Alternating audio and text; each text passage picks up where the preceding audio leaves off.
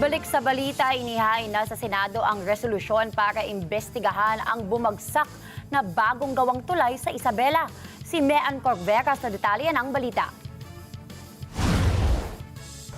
Ipinabubusisi na ni Senate Minority Leader Coco Pimentel sa Senado ang pag-collapse ng tulay sa iba't ibang bahagi ng bansa.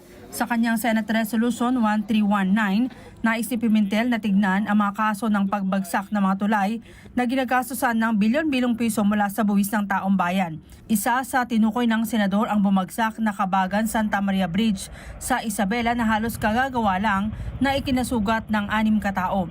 Bukod pa dyan ang bumagsak na Bantilan Bridge na isang 30-meter concrete na nag-uugnay sa Batangas at Quezon at Carlos Romulo Bridge sa Bayambang, Pangasinan. Dismayado ang senador dahil nasasayang ang bilyon-bilyong piso na ginagastos sa naturang mga proyekto.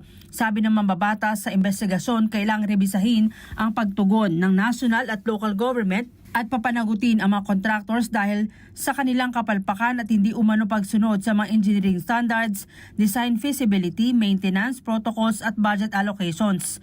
Ayon kay DPWH Secretary Manuel Banoan, maglalabas sila ng report hinggil sa ginawang investigasyon hinggil dito. Pero ang malinaw ayon sa kalihim, walang kontrata para sa tulay na nabuo sa ilalim ng Administrasyong Marcos. Nagkaroon anya ng dialogo para sa pagbabago ng seismic design ng tulay noong 2018 at nagkaroon ng retrofitting noong 2022.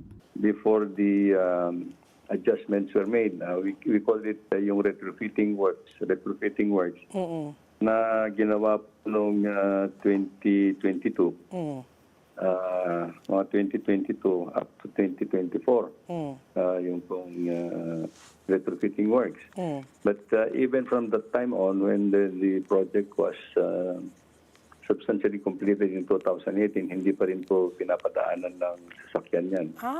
Until nagawa po yung retrofitting works na natapos po nung itong February of 2025. February. This February. And then we only allowed muna the passage of light vehicles. Because we still have to undertake yung confirmatory loading test on the retrofitted works. So unfortunately po, I think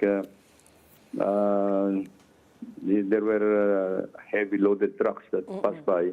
Mean Corvera para sa Mata ng Agila, matatag, matapang, matapa.